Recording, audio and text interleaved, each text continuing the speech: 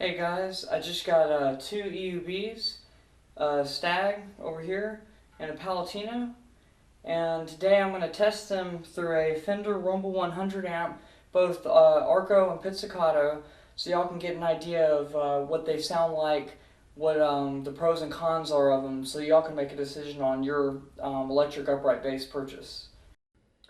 Alright, so we're going to start with the Stagg bass. So here's what it sounds like pitzed.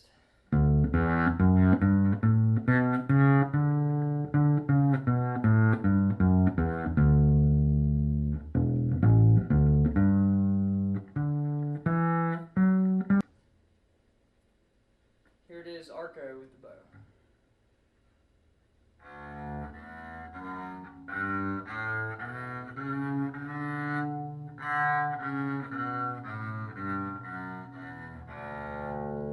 Okay, so the volume knob is about 3/4 up, and the sub bass is all the way off. Here it is with the sub bass all the way on, the same scale bowed.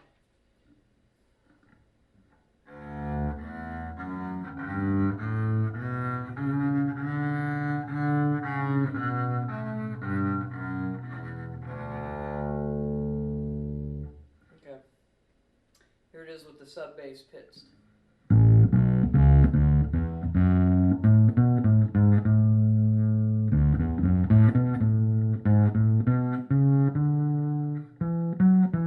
Alright, so there's a good idea of it. Now, the pros of this bass are this support bar is about where it should be. Compared to where I lean against an upright bass, it's about in the right place, given that my eyes are almost parallel with the nut. They're slightly below. So, yeah, so that's a good thing about it. However, the material it's made out of, it's kind of like a little bit flexible. So while you're playing, sometimes it'll move a little bit, which can be a little bit annoying when you're getting really into something and the bass starts bouncing lightly. But nothing too bad there. So that's a good idea of the Stagg electric double bass. I just wanted to mention a few more things about the Stagg. One good thing about it is that over here on the side, it has a MP3 player input and a headphone output. And so the cool thing about having the headphone out and the MP3 in is if you hook an MP3 player up, you can get both signals coming into your headphones, which is kind of nice. So that actually works really well on this. But a downside to the Stagg is it might just be mine, but the action on my Stagg has to be about about a 1/2 inch or something. It's a little higher than I usually like it, in order for the neck not to buzz much. And as you might have noticed when I was playing, the B still does bug a little bit, the B on the G string up here. So that's something to keep in mind. The other thing is I'm not using the support bar up here because it's a little bit in the wrong place. Compared to the body of an actual double bass, it's a little bit higher, which gets in the way of some of the notes. So that's why I'm not using that one. Alright, that's the Stagg. One more thing about the Stagg. It actually has a plastic fingerboard. So the fingerboard's not ebony, it's not even wood, it's plastic. Alright, so now for the Palatino VE-500. I just got this today, so I haven't had a whole lot of time to experiment with it yet. But right away I did notice that the tailpiece being metal actually vibrated to an A frequency. So when I hit this A, or the open A, it would actually vibrate, which was kind of annoying, so that's why there's a sock around here. I'll get some foam later, but that's what that sock's there for. Okay, so here's what it sounds like pits.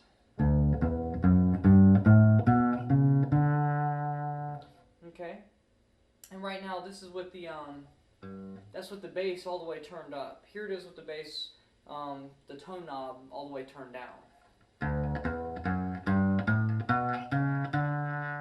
So I like it a lot better with the tone all the way up.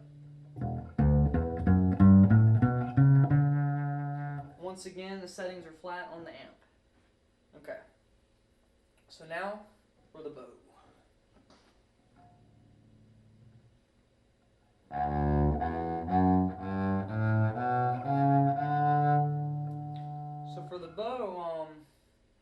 sounds pretty decent.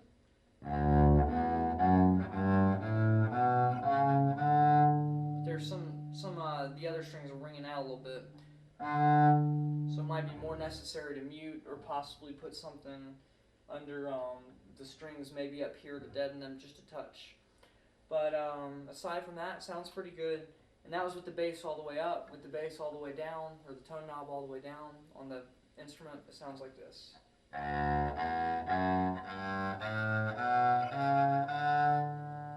Okay, so we go into the high range with the bass up one more time.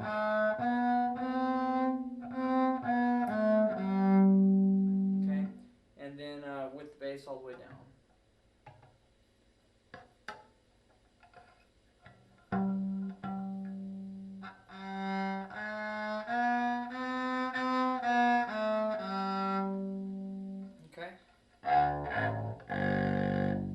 So the bass down, the open E or any note on the E doesn't really sound too good, but sounds better with it up. Okay, so I hope that gives you an idea of what each of these instruments sounds like with the bow. Now, to the pros of the Palatino. One, the bow sound, as you could probably tell, is a bit better, and the feel of bowing it is a lot more convincing, like an upright. And part of this has to do with the fact that it has an actual wooden bridge. Even though it's a small wooden bridge, it's an actual bridge. Okay, the other thing is the neck here, I believe, is made of ebony. Tell me if I'm wrong, but it's at least wood. And I've been told it was ebony before. And then the neck, it's also wood, so it feels very natural, a lot more like an upright. Now, the Palatino weighs significantly more than the Stagg, so that's an advantage of the Stagg if you're trying to carry it around a lot of places. This is like a solid body of wood and everything, so it weighs a significant amount more.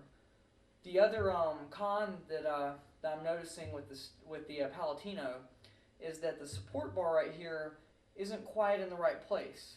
As you can see, it's right on the side of the bass, whereas when I'm leaning against my upright, I'm leaning against sort of the back corner more of the body, so I'd be leaning more back right around here. So it's a little bit uncomfortable, and because of that, I've raised it up a little bit more so I can kind of lean it in to get this arm to feel more comfortable. So that's a little bit about the Palatino. Aside from that, I'm liking it a lot, and